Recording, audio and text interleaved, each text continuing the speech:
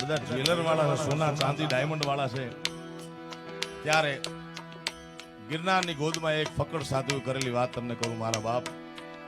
બે હાથ ઊંચા કરી શિવની શરણાગતિ સ્વીકારી લેવાથી જગતમાં ત્રણ જ પ્રકારના દુઃખ છે. દુઃખના પ્રકાર તો હજારો છે, પણ મૂળ ત્રણ છે: આદિ, વ્યાધિ અને ઉપાધિ. આપણે અચાનક દુઃખ આવી પડે તો આપણા વડવાઓ કે ઉપાધિ ક્યાંથી આવી. એટલે આદિ, વ્યાધિ, ઉપાધિ કોઈને શારીરિક, આર્થિક, માનસિક, વ્યાવસાયિક, રાજકીય, ડાયમંડનું કોઈ પણ કામ અટકતું હોય મારા બાપ, તો દેવનો દેવ મહાદેવની શરણાગતિ સ્વીકારેલો મારા તમારા દુઃખોનો ભાંગીને ભૂકો કરી નાખે. જગતના સંપૂર્ણ સુખ તમારા ખોળામાં રમતા હોય તો હદપ વાળીને બેઠા રહેજો, પણ ક્યાંય ખૂણે ખાંચરે પડ્યા હોય મારા બાપ તો બે હાથ ઊંચા કરી શિવની શરણાગતિ સ્વીકાર લઈ એટલે દુઃખોનો ભાંગીને ભૂકો કરી નાખે. આદિ અનંત શિવ ભોલે મહાદેવ હર હર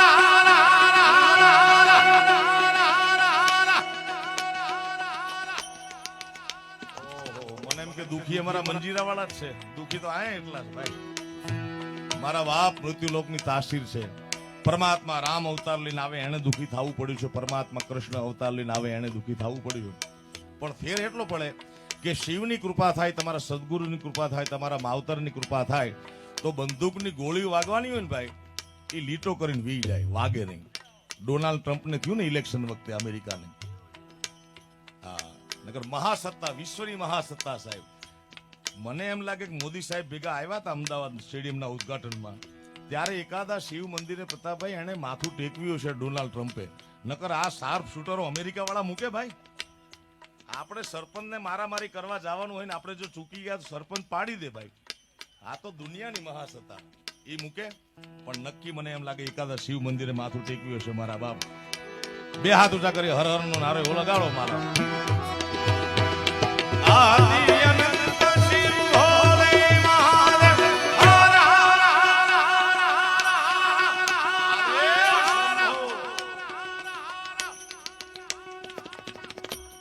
હજી 10% બોલ્યા ને 90% તો મારી વાત ઉપર ભરોસો આવી ગયો.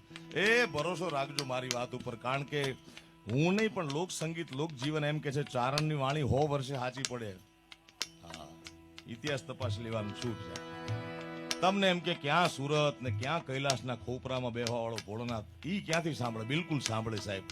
કારણ કે કબીર સાહેબ એક દુહામાં કીધું છે કે ચીંટીઓ કે पैरों में पायल बजे वो भी साहेब सुनता है.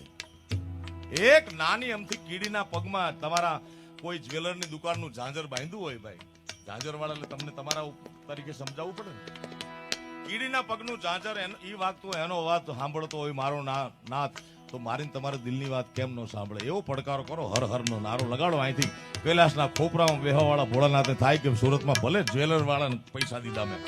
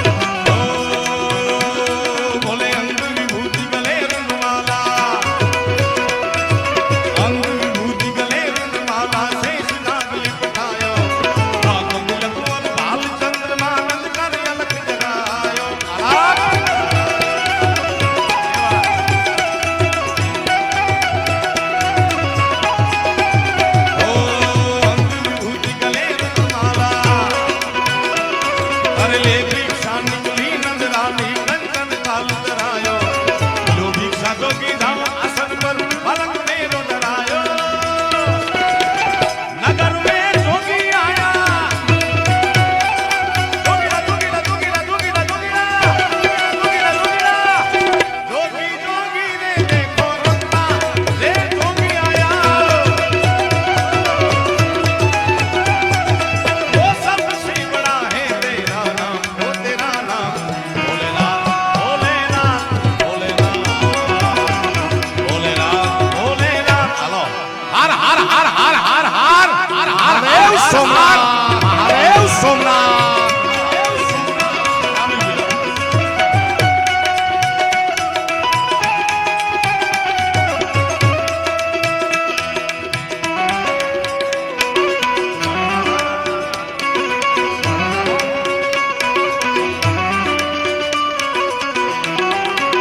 आओ જીતુભાઈ સામે છે તમારું જય શ્રી રામ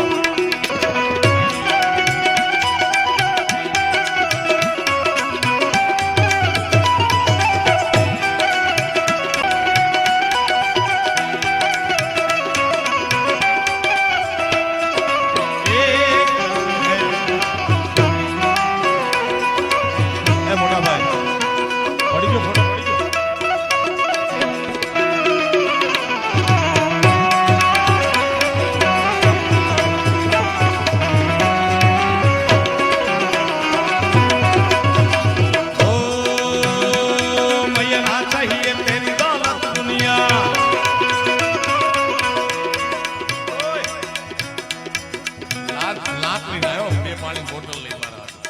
ગામને એમ કે પાણીની બોટલ પાણી તારે જોઈતું હોય 4 બોટલ હું આપું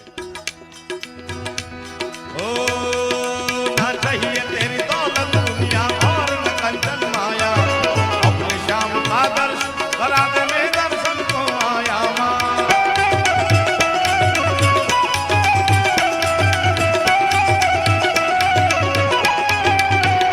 ओ ना चाहिए तेरी दौलत दुनिया दौलत दुनिया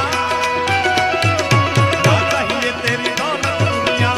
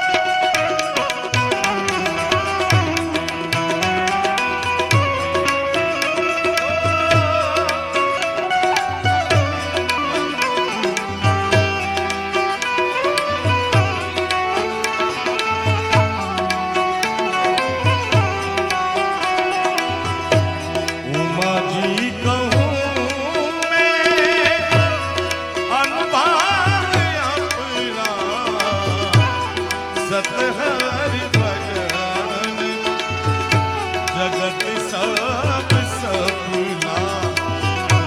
હજારો વર્ષોની લાખો વર્ષોની તપશ્ચર્યા, કારણ કે ભોળાનાથની તપશ્ચર્યા એવી હોય નહીં 15 દીમાં પતી જાય. 80,000 વર્ષના તપશ્ચર્યા પછી માં ભવાનીને કહે છે, ઉમા કહું મેં અનુભવ અપના.